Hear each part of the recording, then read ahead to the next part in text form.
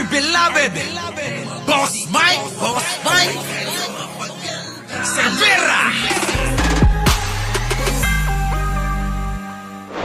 Grabe, bagong-bagong balita ito. Ay nako, masusuka kayo. Oh, mga kababayan, hinto nyo muna yung mga pagkain nyo. Dahil pag nabalitaan nyo to, masusuka na naman kayo.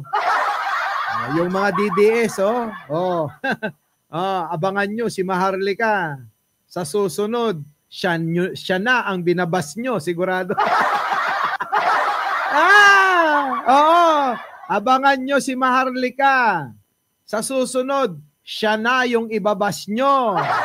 Kung dati hinahangaan nyo, nako, mga kababayan ko, kung dati hinahangaan nyo, tatawagin nyo siyang, traidor ka talaga, Maharlika. Gaganon kayo, ha? Ito na. Mga kababayan, ang nangyayari sa Davao City, mga kababayan, ha? Ito na, pasok. Illegal na operasyon ng Pogo sa isang subdivision sa Davao City. Walong Chinese national ang inaresto. Ito, ulitin natin para mas maliwanag pa sa buwan. Pasok! Bistado ang illegal na operasyon ng Pogo sa isang subdivision sa Davao City. Walong Chinese national ang inaresto. Aniya sa frontline sa balita si Bril Montalvo ng News 5 Mindanao. Exclusive! Exclusive! Kapapasok lang na balita! Bakit marami pa ring Chekwa? Kung nawala yung mga Chekwa sa Pampanga, ayun, lumipat sa Davao sila. Anong ginagawa ng mayor nyo dyan? Nagpapalaki lang ng itlog? Kung hindi mga adik ang mga empleyado ng munisipyo, ang Pogo nagkalat sa lugar mo. Kaya mga kababayan, yan ba yung sinasabi nyo? Na maayos ang pamamahala? Kung hindi naglipa na, paramihan ng ginahasa. Sa Davao City lang yan. Ngayon naman, ipinagbabawal na Pogo. Ipinagbabawal na mga Chekwa sa Pogo. Nandun, nagpuntahan sa Davao. Ano bang meron? Sa totoo lang nakakapagtaka. Bakit ba tila kinukonsinti nyo yung mga Chekwa na yan, ha? Ikaw, Baste. Oo. Baste. Kapal ng mukha mo, ha? Matapos kang naduwag at naging bakla kay Tore. Eto na naman. Meron ka na namang paandar, Bakit kinukonsinti mo yung mga inchik, yung mga Chekwa na nagsasagawa ng Pogo, alam mo nang bawal, Baka naman malaki lagay sa'yo. Tatanong lang ako. Di ba? Tatanong lang tayo, mga kababayan. Bakit? Kung hindi mga drug addict yung empleyado mo, kung hindi pinapabayaan nyo yung mga manyakis sa inyo, bakit? Dahil mana sa tatay mo tsaka kay Kibuloy, Sabi siguro, hindi namin pwedeng sitahin yung mga rapist dito. Paano na lang? Sitahin din namin ang tatay ko at si Kibuloy. Di ba? Grabe, mga kababayan, Kita nyo, mga manyakis. Daming nire-rape sa Davao. Mga adik sa munisipyo mismo, nakapugad. Ngayon naman mga kababayan, naglipa ng mga Chekwa. Pogo na naman sa mismong Davao City, mga kababayan. Ano na ito? Ano yung panawagan ninyo? Iaayos nyo ang bansa kanyos. Di ba? Iaayos namin ang bansa sa pamamagitan ni Sara. Kung yan nga lugar nila, hindi nila maayos buong bansa pa kaya? Isipin nyo nga yung mga hinayupak ng mga DDS, isipin nyo nga maigi, paano maisasaayos ni Sara ang buong Pilipinas kung ang mismong Davao na lugar nila, hindi maayos nila. Sige nga ho, mga kababayan ko, wala.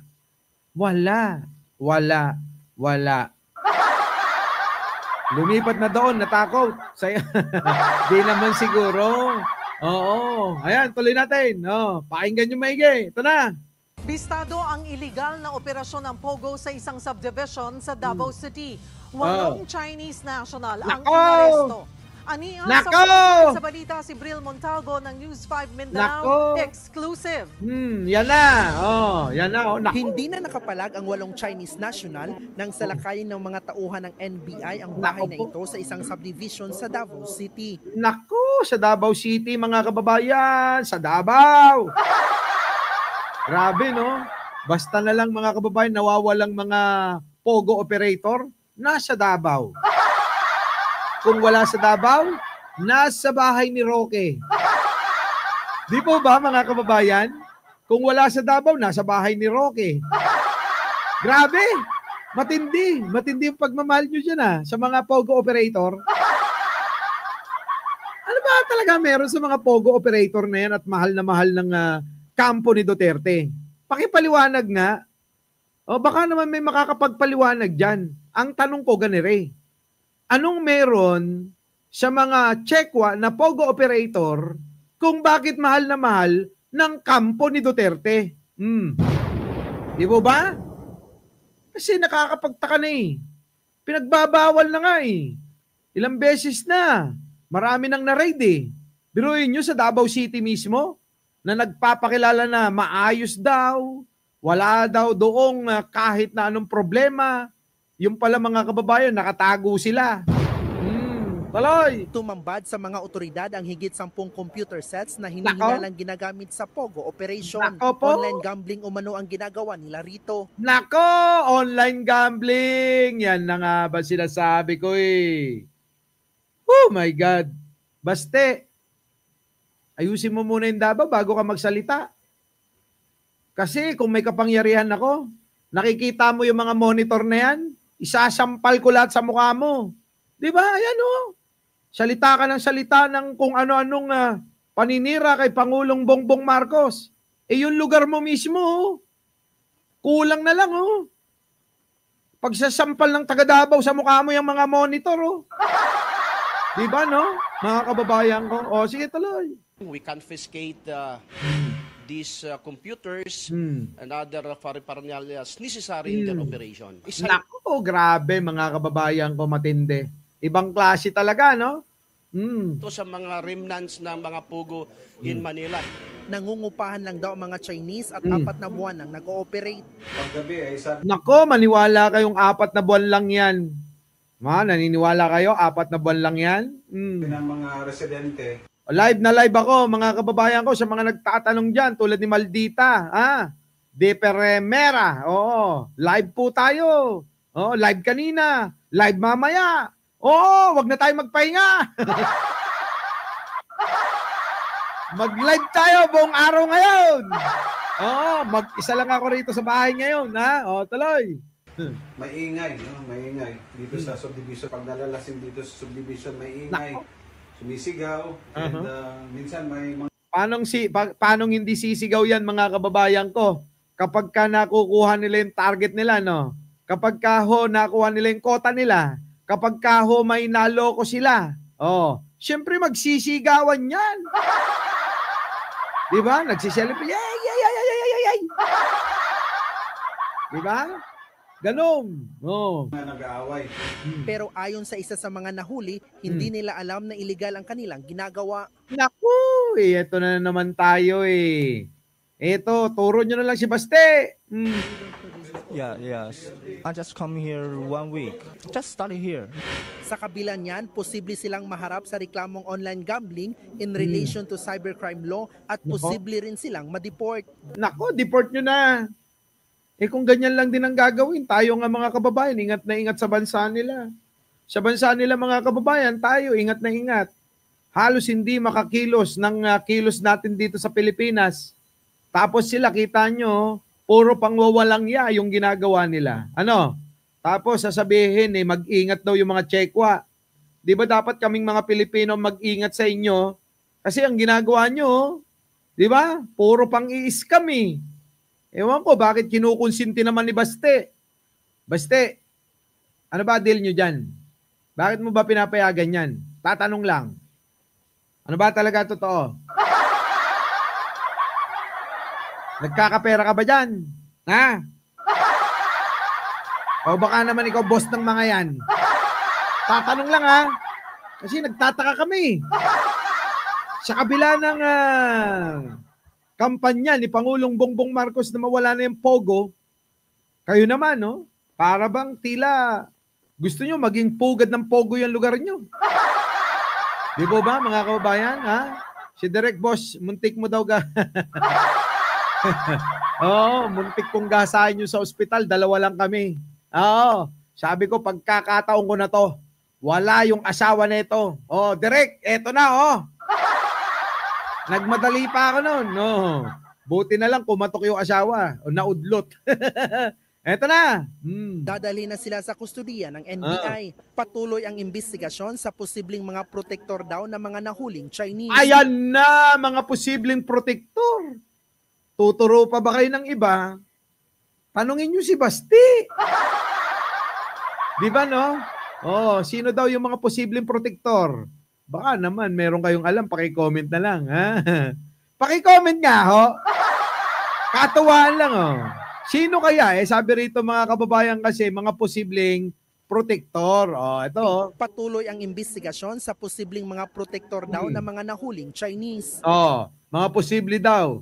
Oh, iniimbestigahan ko sino yung mga posibleng mga protektor ng mga Checkwang are. Paki-comment nga ho, baka may kakilala kayo. Comment nyo lang ho. Ha, kung sino ang pinaghihinalaan nyo na protektor neto, ha? Protector daw eh. Oh, sige na, paki-comment. Sabi ni Christopher Dini, di mga Duterte. Talaga ba? 14K Chinese triad, sabi naman ni John Sermeno. Sino? Si Bongo daw. Si Barbie. Yung hindi sumipot sa boxing. Chinese protector, baka Bongo, laka. Dutae, clan, laka. Grabe naman yan, alam na this. Nagbabalita mo. Yan, mga kababayan, babae, lalaki. Oo. Nandun, nahuli, mga kababayan. Eto, ewan ko ba. Kakapasok lang ho na balita niyan kanina. Grabe, no?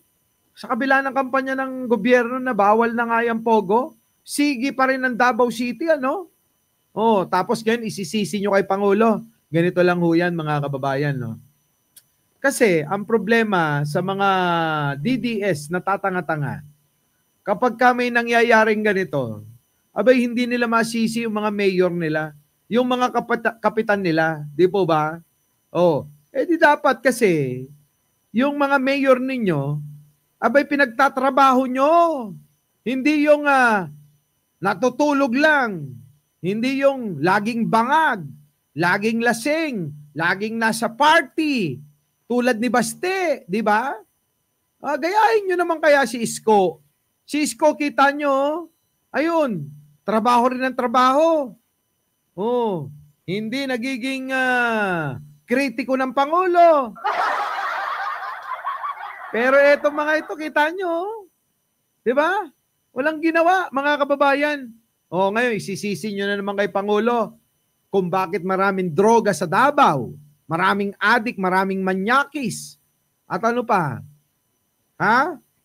Ayan, marami na naman Pogo sa Davao. Alam nga naman ang kasalanan na naman ni Pangulo yan. Sisisi nyo na naman kay Pangulo. O kaya kay Jojo Chavez. Oo.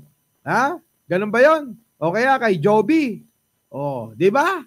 Ganyan sila mga kababayan eh. Ewan ko dyan, JT Blas. Grabe, no? Matindi talaga itong mga to. Isisisi na lang lagi, isisisi. Yan, ano nangyayari sa inyo? Our beloved Boss Mike Severa.